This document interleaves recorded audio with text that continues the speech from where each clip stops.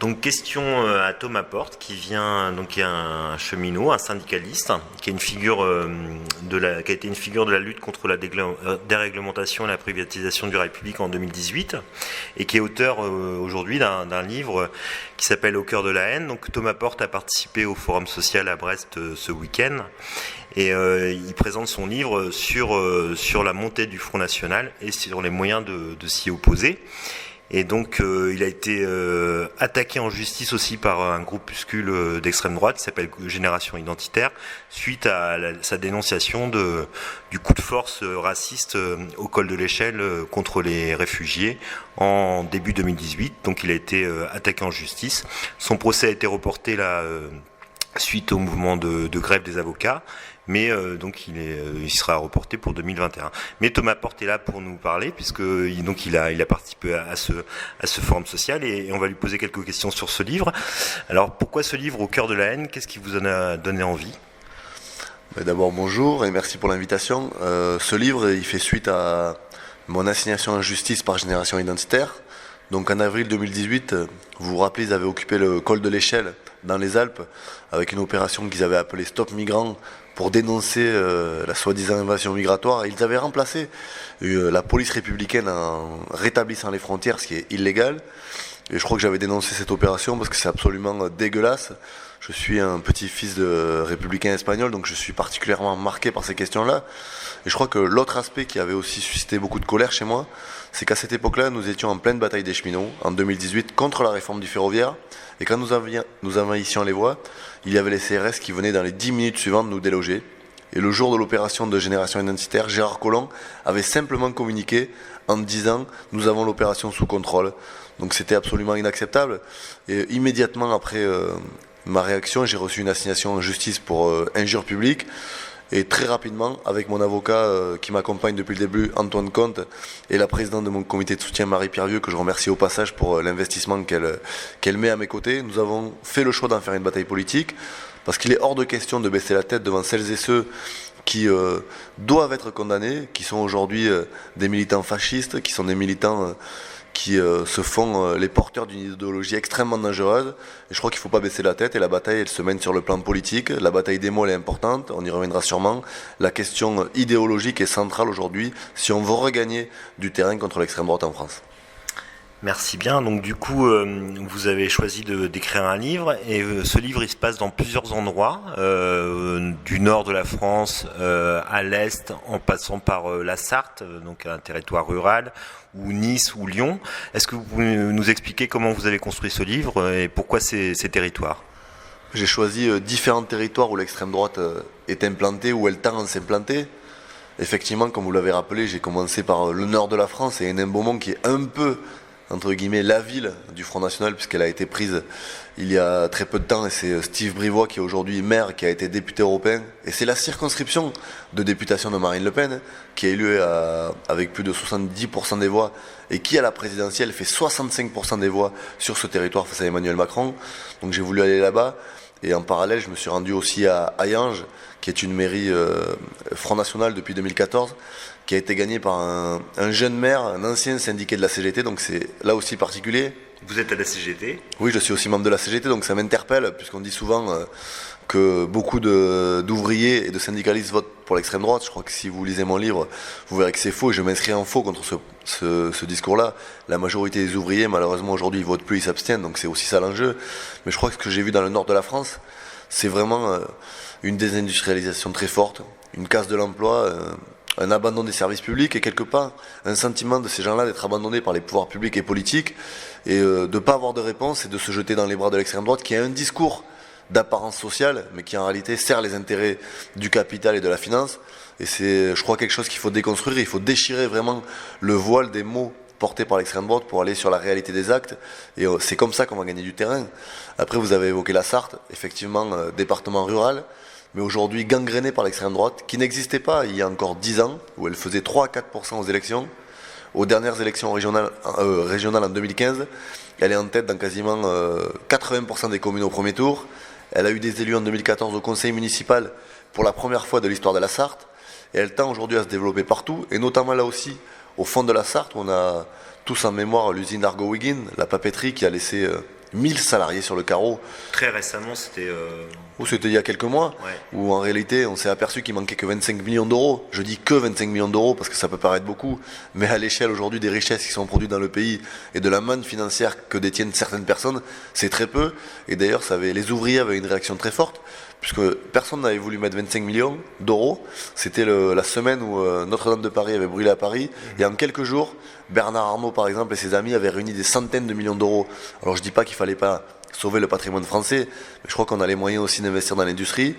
Et au lendemain des élections européennes, si on prend le bureau de vote où est située l'usine Argo-Wiggin, l'extrême droite fait plus de 55%. Donc c'est ça aussi le danger qu'il y a. Et après, je me suis déplacé effectivement dans les Alpes-Maritimes. Je ne vais pas rentrer dans le détail, mais avec la crise migratoire que traverse l'Europe, Menton est un point central puisqu'on a aujourd'hui des vagues de personnes qui arrivent. Et donc l'extrême droite surfe sur ça. Qui viennent d'Italie, là, notamment en train, etc. Bien sûr, puisque par exemple les migrants suivent les lignes de train puisqu'ils n'ont pas de carte. Donc ça m'a marqué moi, c'est parce qu'ils n'ont pas de carte routière. Donc leur seul point de repère pour circuler, c'est la voie ferrée. Et j'ai un exemple très fort, un syndicaliste cheminot qui conduit un train me dit, un jour je fais le train entre Cannes et Ventimille, et après je redescends entre Ventimille et Cannes. Il me dit à l'aller, je vois des migrants qui descendent le long de la voie ferrée à pied.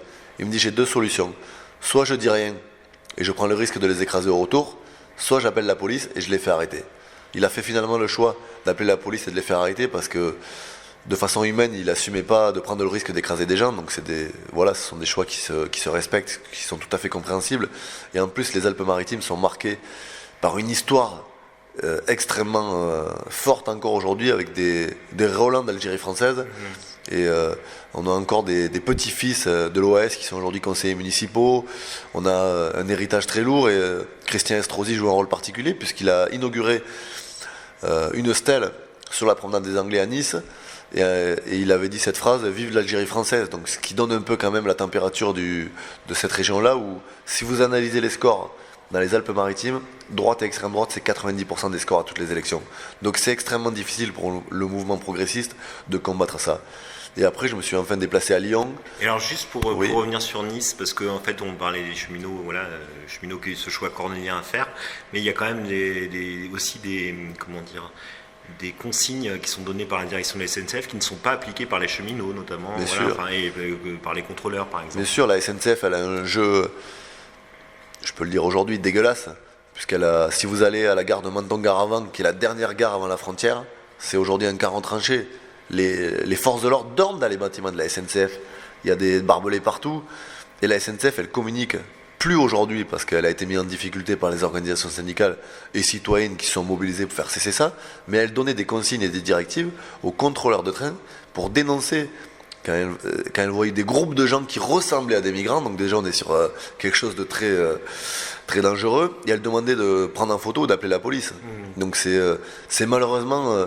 à toute proportion gardée, quelque part, un peu une répétition de l'histoire, puisque pendant la guerre, la SNCF a quand même été sanctionnée et reconnue avoir collaboré avec l'occupant et le gouvernement de Vichy. Donc, et en même temps, il y avait beaucoup de résistants aussi parmi les cheminots. Bien sûr, il y avait beaucoup de cheminots qui ont, comme de nombreuses femmes et d'hommes dans le pays, ont payé de leur vie leur engagement pour la liberté et les valeurs républicaines.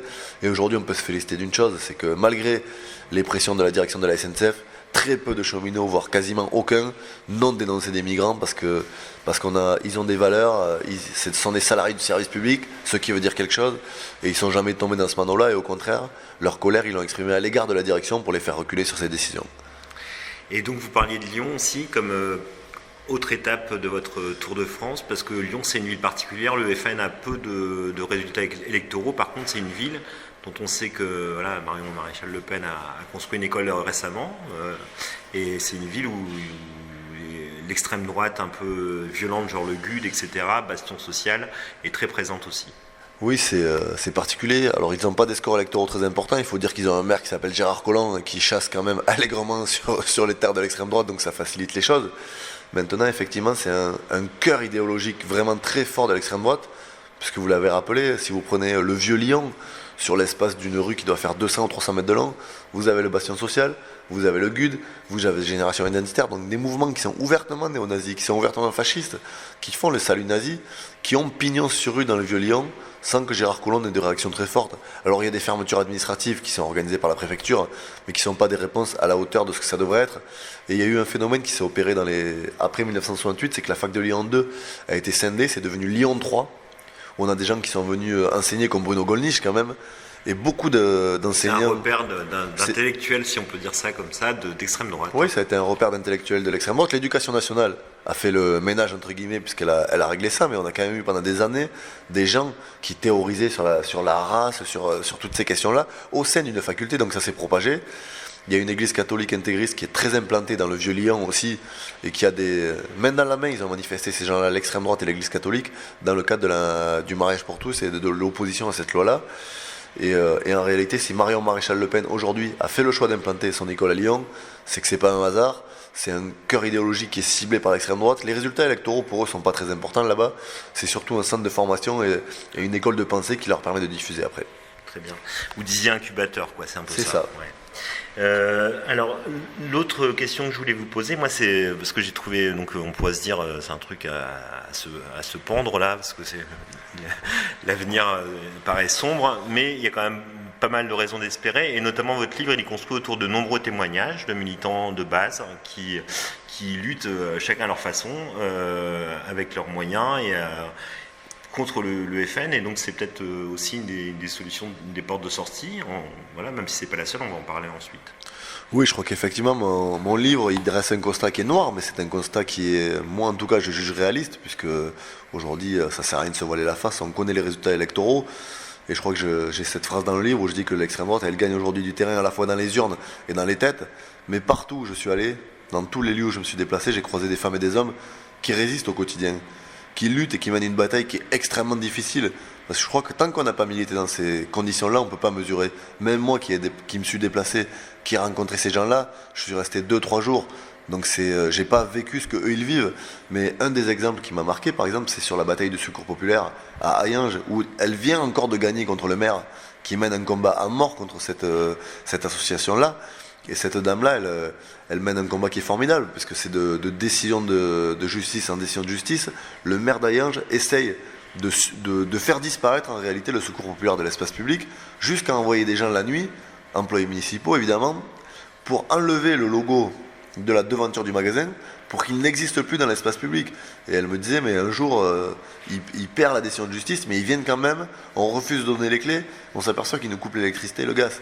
Et Hayange, c'est pas le sud-ouest de la France, de là où je viens, elle me dit, quand on te coupe l'électricité et le gaz en plein hiver, effectivement, ça peut être difficile. Mais je crois que c'est ça aussi qui donne espoir, c'est que malgré la violence, parce que les attaques de l'extrême droite contre les militants qui lèvent la tête, elle est violente. Et elle se fait de toutes les manières, y compris des plus fourbes, j'ai envie de dire, et des plus malhonnêtes, avec de la diffamation, des paroles publiques qui sont blessantes, on attaque même les membres de la famille, il peut y avoir de la violence physique, on le voit à Lyon, donc c'est dur, mais pourtant, partout, ces gens-là, qui soient militants associatifs, syndicalistes, citoyens, militants politiques, ils résistent. Donc je crois que c'est aussi ça le message d'espoir, c'est que partout, il y a des hommes et des femmes qui ont décidé de ne pas baisser la tête, et que je crois qu'il faut démultiplier ces exemples-là, et c'est la lutte au plus près du terrain contre l'extrême droite qui va nous permettre de renverser un peu le cours des choses actuellement. Et ce qui apparaît dans votre livre aussi, c'est que donc il y a beaucoup de dimensions, de dimensions sur les renoncements sociaux d'une partie de la gauche, autour du PS, pour le citer, quand il était au pouvoir, et aussi donc sur une des façons peut-être de faire dégonfler l'extrême droite, c'est aussi de proposer une perspective émancipatrice. Donc est-ce que vous pouvez nous en dire un peu plus là-dessus? Vous parlez aussi beaucoup de du tableau, on n'a pas le temps d'en parler, mais en Europe aussi, malheureusement, on voit les mêmes causes et les mêmes effets un peu partout. Effectivement, la gauche, je dirais, le Parti Socialiste, effectivement, porte une immense responsabilité dans ce qui se passe aujourd'hui, puisque je crois que moi je fais partie d'une jeune génération encore de militants, et j'ai une conscience politique et je suis engagé depuis longtemps, mais le quinquennat Hollande a fait extrêmement mal à l'idée même de gauche dans ce pays. Il y a beaucoup de jeunes qui ont voté pour la première fois, qui ont cru au discours où l'ennemi c'était la finance, au discours de François Hollande, qui était un beau discours le jour où il le prononce, et derrière, il apporte un quinquennat où, pour vous donner un exemple, les cheminots ont fait plus de jours de grève sous François Hollande que sous Nicolas Sarkozy. Donc c'est quand même quelque chose de très important. Donc la gauche, le Parti Socialiste, parce qu'il ne faut pas mélanger tout ça, a une responsabilité, parce qu'elle n'a pas assumé ses valeurs, elle n'a pas été à la hauteur des combats qui font de ce qu'est la gauche. Donc c'est ça qui est aujourd'hui dommage. Mais je crois que si on veut regagner, c'est effectivement ce que je dis dans mon livre, il faut créer une perspective politique dans ce pays et donner de l'espoir aux gens. C'est ça qui manque cruellement, et je crois qu'il y a un autre choix possible que le libéralisme ou le fascisme, et la meilleure réponse qui est en train d'être apportée aujourd'hui, c'est la mobilisation sociale massive contre les retraites, où les gens qui sont dans la rue ne sont ni des fachos ni des libéraux, ils sont pour un autre projet de société, ils sont pour le partage des richesses, pour des valeurs sociales, de solidarité. Pour des services publics qui soient efficaces, pour le droit à la santé pour tous, etc. Qui sont aux antipodes de ce que porte l'extrême droite.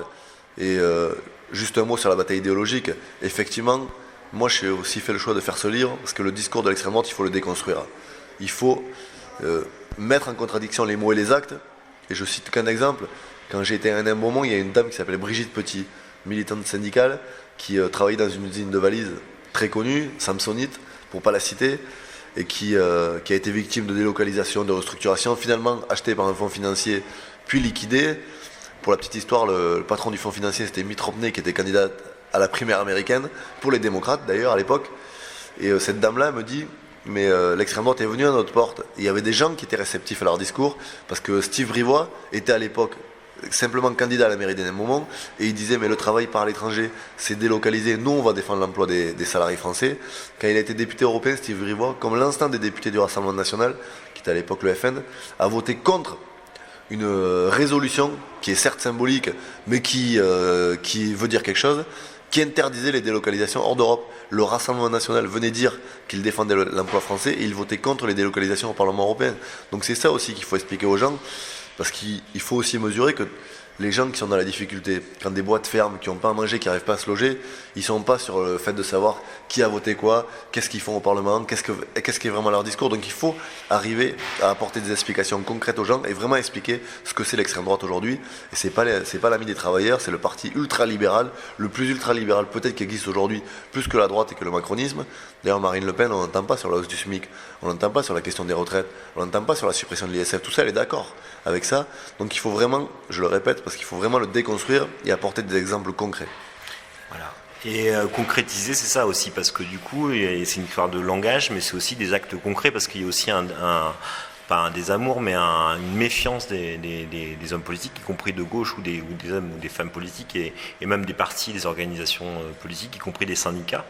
Et c'est ça qui est problématique aujourd'hui, mais c'est pas impossible de s'en sortir et de construire ensemble, quoi. C'est ça un peu que vous vouliez dire dans votre livre.